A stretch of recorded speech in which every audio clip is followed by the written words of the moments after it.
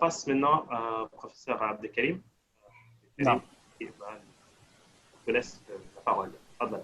Ok, bismillah. Donc moi, ma relation avec l'islam et la science, elle a commencé tardivement.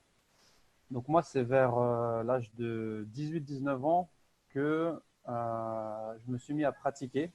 Parce que comme je vous ai dit précédemment, moi, je suis né d'une mère française et d'un père algérien. Et j'ai pas reçu une éducation musulmane. J'avais des fréquentations euh, dans mes fréquentations, il y avait beaucoup de musulmans, il y avait la mosquée qui était pas loin, mais j'étais pas spécialement attiré. Mais j'avais des questions auxquelles je cherchais des réponses, comme la majorité des gens, qu'est-ce qui se passe après la mort, d'où on vient, où on va. Et il s'avère que, en discutant avec mes parents, que ce soit donc mon père on va pas dire d'origine, mais bon, d'obédience musulmane et ma mère d'obédience chrétienne, ils n'ont pas réussi à me répondre à cette question. Donc, j'ai demandé à mes amis qui étaient musulmans et on m'a passé des livres.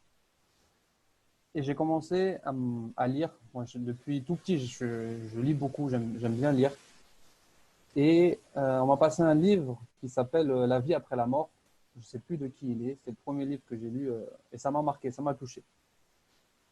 Et ensuite, j'ai lu un livre sur la sira du prophète sallallahu alayhi wa sallam, et pareil, ça m'a touché. Donc, on peut dire que même si voilà, j'ai un prénom musulman, j'ai des origines musulmanes, mais j'ai le parcours d'un converti.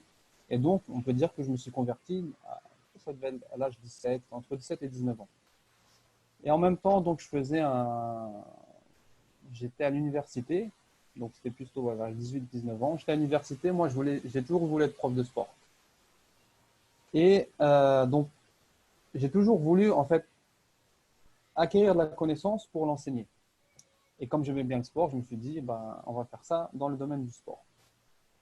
Et je prenais mes cours de sport et en même temps, je continuais à lire. Je continuais à lire. Et je commençais à fréquenter certaines mosquées et j'entendais plein de discours. Donc, différentes façons de penser, différents courants. Et quand je les entendais, en fait, tout le monde avait raison. Et on me disait, fais attention à eux, il ne faut pas parler avec eux, et eux, il ne faut pas parler avec eux. Et pendant une période, je me suis retrouvé vraiment perdu. Voilà, je pratiquais, j'allais à la mosquée, euh, mais je n'étais pas serein, en fait, parce qu'on m'avait perturbé. Je ne savais pas qui avait raison. Et donc, on m'a dit, va voir une personne qui, lui, pourra te conseiller. Et je m'en souviens, c'était un soir. Je suis parti le voir, c'était pendant le mois du Ramadan. Et je lui ai dit, voilà, j'ai quelques soucis, j'aimerais vous parler. Et c'était. Donc, il m'a dit, OK, attends Salat al-Tarawih. Après Salat al-Tarawih, alors que la prière, elle était tard, déjà un petit peu, il m'a dit, viens me voir. Et déjà, j'ai trouvé ça, qu'une personne prenne son temps comme ça pour moi, ça, j'ai été touché par ça. Après la prière de Tarawih, tout le monde est parti et moi et ce frère, on est resté et on a discuté. Il m'a dit, explique-moi ton problème, mais avant, explique-moi ton parcours pour que je puisse bien te conseiller. Donc, je lui explique ma vie en général et je lui explique où j'en suis aujourd'hui. Que je suis perdu, je pense même à quitter cette religion parce que j'entends trop de discours différents. Et cette personne-là, il m'a dit, tu es arrivé à un niveau où il faut que tu deviennes autonome. Il y en a, ils peuvent suivre des cours en français, il y en a qui peuvent suivre d'autres personnes. Toi, tu as un profil, tu as besoin d'aller chercher la source. Donc, le seul conseil que je peux te donner, c'est d'écouter plus personne, mais d'apprendre la langue arabe. Une fois que tu auras acquis la langue arabe, là, tu reviens me voir.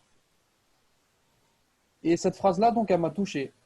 Et dès que je me suis levé de cette assise, mon seul but, c'était d'apprendre l'arabe pour pouvoir faire mes recherches et ne plus dépendre de personne, d'aller directement à la source. C'est ce que j'ai fait en prenant des cours par-ci par-là en France.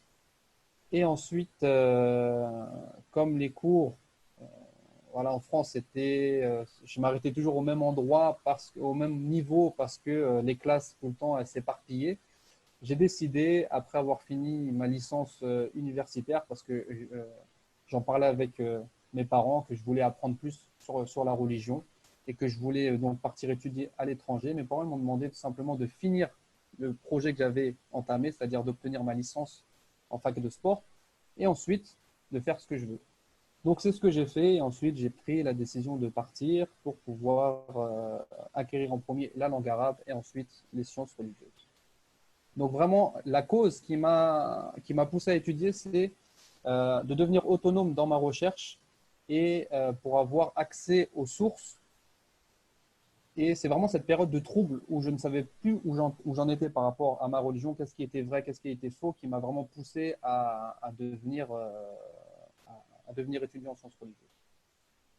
Barakallah fik, ya Abdelkarim, Jazakallah khair, Ouais, c'est de comme ça. même de nous avoir fait part d'une partie de ta vie et de cette cause, cette déclic qui a poussé à aller étudier.